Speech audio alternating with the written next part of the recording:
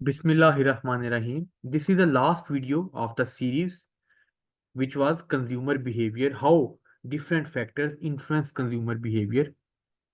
This is the last factor, and this is for most important, the most important one, which are economic factors. As you know, economy is the backbone of every country, every person, every family. So you can make up your mind easily that when the economic factors are in the favor of the consumer will buy more. And when the economic factors they are not favorable for the consumer, he will not buy more. Consumer behavior, habits and decisions greatly depend on economic situation of a country or a market. ये जैसे बता रहा है कि जो economic situation है वो बहुत हद तक इन्फ्लुएंस करती है। ठीक है। So when nation is prosperous, the economy is strong, which leads to greater money supply in the market and higher purchasing power for the consumers. It's very easily it's saying कि जब एक nation अमीर है, prosperous है, wealthy है, effluent है, तो उसकी परचेजिंग पावर कंज्यूमर्स की बढ़ जाएगी। वहां पे मार्केट में ज्यादा हसल एंड बसल होगी।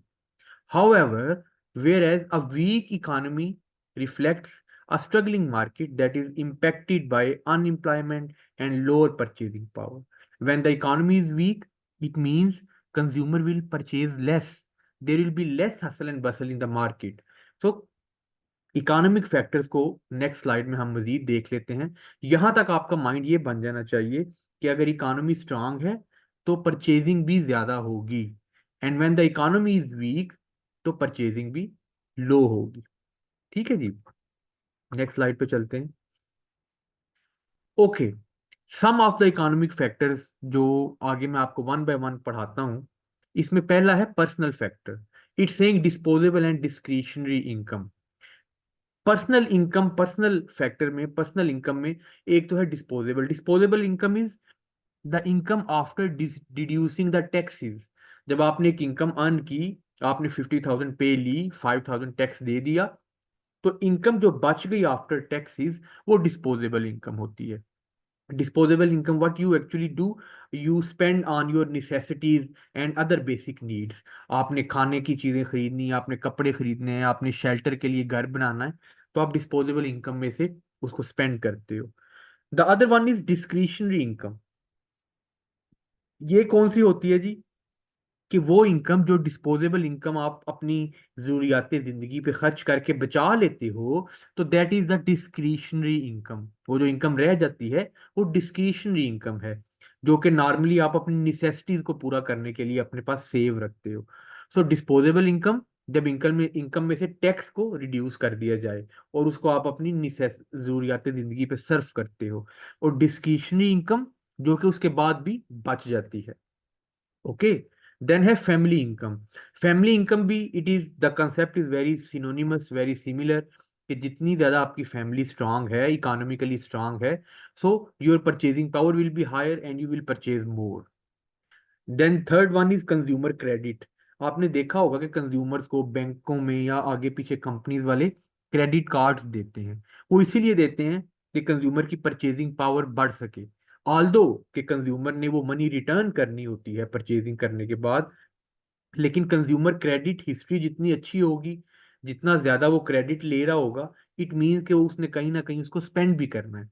सो कंज्यूमर क्रेडिट भी परचेजिंग पावर पे इम्पैक्ट कर रहा होता है।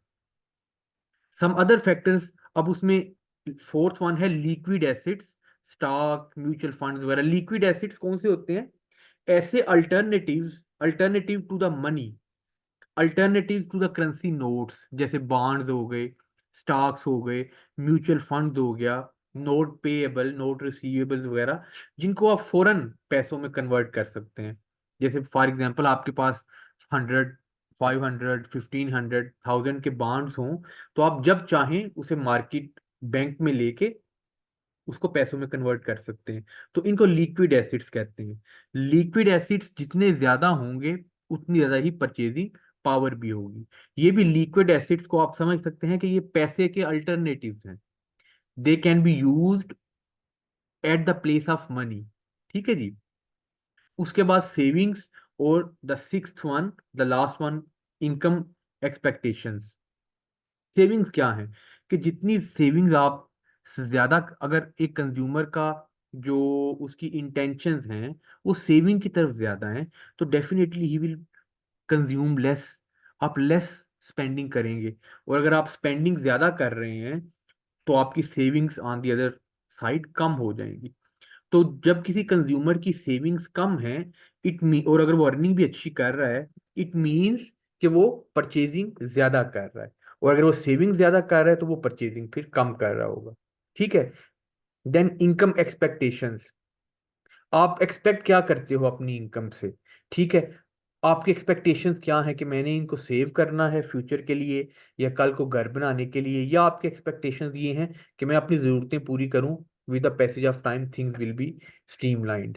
सो इस चीज़ के ऊपर बड़ा ये रोल प्ले करता है कि आपकी इनकम एक्सपेक्टेशंस क्या हैं। आप, अगर आपकी एक्सपेक्टेशंस है कि यू हैव टू स्पेंड, तो आपकी परचेजिंग पावर कंज्यूमर की ज़्यादा होगी। ठीक है जी। और अगर आप इनकम एक्सपेक्टेशंस ये हैं कि मैंने सेविंग ज़्यादा करनी है या लेस स्पेंड करना है, तो कंज्यूमर की परचेजिंग पावर भी कम हो जाएगी। आई होप ये वाला फैक्टर, इकोनॉमिक फैक्टर भी would be clarified in your mind. मैं इसको वीडियो को यहीं पे स्टॉप करूंगा, और let's see you with some new topics, with new academic topics we will discuss in future. Thank you for watching my video. Please subscribe to my channel, share those videos to the students who need help regarding those topics।